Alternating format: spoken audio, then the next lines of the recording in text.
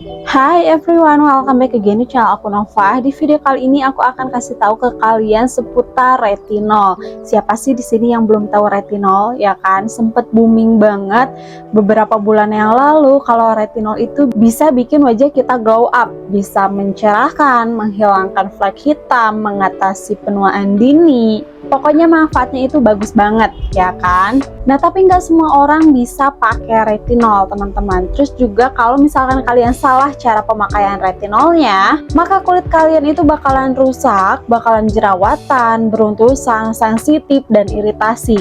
Tapi kalau kalian cara pemakaian retinolnya itu benar, maka hasilnya bakalan sebagus ini. Nah, di sini aku akan jelaskan sedikit seputar retinol. Tapi sebelum itu jangan lupa untuk like, comment, and subscribe. Terus juga follow Instagram dan TikTok aku. So, keep on watching.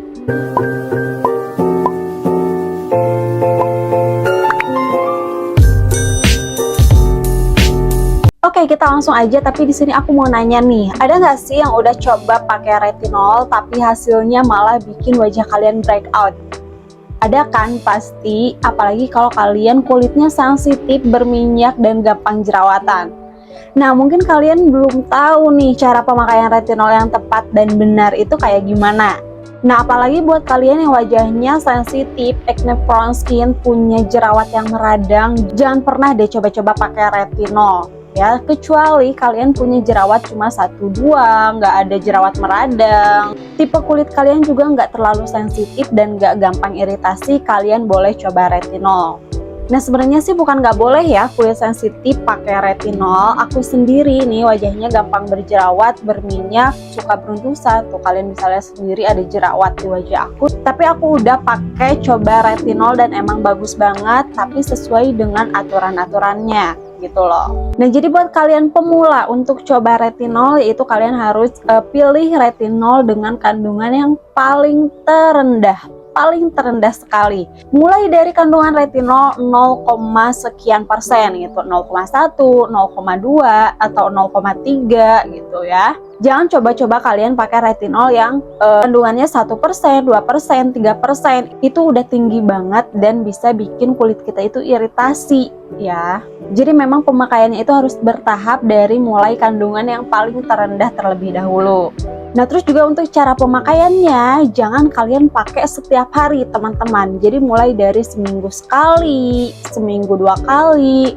Oh, aku pakai seminggu 2 kali, nggak ada masalah nih, kulit aku aman-aman aja, nggak iritasi, nggak beruntusan, nggak jerawatan. Kita naikin lagi, ya udah deh, seminggu kita coba pakai 3 kali, setelah itu 4 kali, 5 kali, sampai kalian bisa pakai setiap hari. Retinol itu nggak apa-apa ya, karena kalau misalkan udah cocok, udah terbiasa di kulit wajah, itu hasilnya bakalan bagus banget. Nah, setelah itu kalau misalkan udah kita pakai selama 1 bulan, 1,5 bulan, 2 bulan, aman-aman aja, nggak ada masalah kulit, kalian bisa tingkatin lagi kandungannya ke yang 1% atau 2%. Aku sendiri ya, dengan wajah yang jenis kulitnya itu sensitif, berminyak, gampang berjerawat, aku bisa sampai pakai retinol dengan kandungan 3%. Percaya nggak? Kulit aku sensitif. Nah, tapi memang aku harus sabar cara pakainya kayak tadi. Jadi nggak selalu setiap hari pakai. Mulai dari seminggu sekali, habis itu seminggu 2 kali. Dan sekarang pun aku jarang pakai setiap hari sih. Paling seminggu 3 kali ya untuk pemakaian retinol. Kecuali dengan kandungan yang rendah, misalkan 0,3%, 0,5%, itu bisa aku pakai tiap hari. Nah, setelah itu jangan lupa untuk pakai pelembab wajah. Biasanya aku pakai hyaluronic acid, serum ataupun moisturizer. Nah, karena kalau misalnya kita pakai retinol, itu biasanya wajah kita itu kayak gampang iritasi, terus agak sedikit kering. Jadi supaya kulit kita tetap terhidrasi, kita harus double ekstra banget nih pakai pelembab wajahnya. Nah, jadi kalian harus pakai moisturizer ataupun serum dengan kandungan hyaluronic acid. Nah, setelah itu penggunaan retinol hanya bisa kita pakai di malam hari aja ya. Ingat, jangan dipakai di pagi hari. Apalagi kalau kita aktivitas di luar, itu nggak boleh sama sekali. Walaupun di dalam rumah itu juga nggak boleh. Jadi penggunaan retinol hanya kita gunakan 1 kali, hanya di malam hari saja ya. karena untuk mengurangi tingkat iritasi yang muncul pada kulit wajah kita, teman-teman.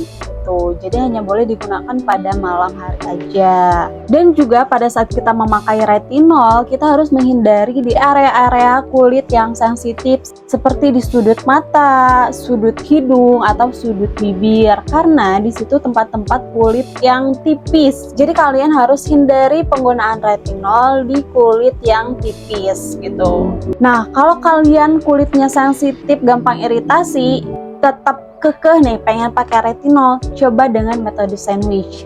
Nah, gimana cara pakainya? Jadi metode sandwich itu kita gunakan moisturizer, terus retinol, setelah itu gunakan lagi moisturizer ya. Nah, teknik ini untuk mengurangi resiko iritasi pada kulit yang sensitif gitu loh. Tapi bukan hanya untuk kulit sensitif aja, untuk kulit yang normal, kering, itu juga bisa menggunakan metode sandwich ini. Nah, aku juga kadang pakai metode ini. Sampai sekarang pun kalau misalkan aku pakai retinol yang kandungannya tinggi, misalkan 2%, 3%, aku selalu menggunakan metode sandwich ini. Jaga-jaga aja kalau misalkan kulit aku lagi gampang beruntusan, iritasi gitu. Jadi meminimalisir resiko terjadinya iritasi tadi. Nah, terus juga kalian harus gunakan retinol itu secukupnya. Kalau misalkan kalian pakai retinol yang bentuknya serum, aku biasanya nih ya pakai cuma 1 atau 2 pump aja. Itu udah sangat cukup untuk kita pakai di seluruh wajah. Atau kalau misalkan kalian pakainya krim retinol, itu aku cuma pakai 1 biji jagung aja untuk di seluruh wajah gitu loh. Nah, terus juga kalian harus perhatikan jangan pakai retinol di waktu saat misalkan wajah kalian itu masih basah, baru cuci muka, habis itu misalkan kalian pakai toner dan si tonernya belum meresap sempurna, udah kalian pakaiin retinol. Itu nggak boleh. Jadi harus ditunggu dulu kulit kita itu kering, merata, baru diperbolehkan lanjut dengan menggunakan retinol.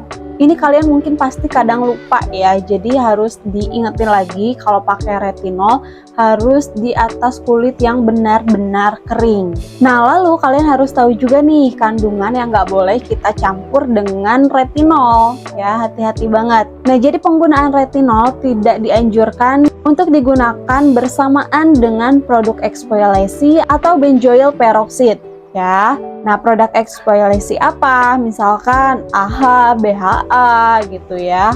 Produk-produk eksfoliasi kalian mungkin pasti tahu ya, itu untuk mengangkat sel-sel kulit mati. Jadi mungkin ada sedikit pengelupasan pada kulit. Dimana kalau kita pakai bersamaan dengan penggunaan retinol, karena retinol juga kayak bikin wajah kita kering ya kan.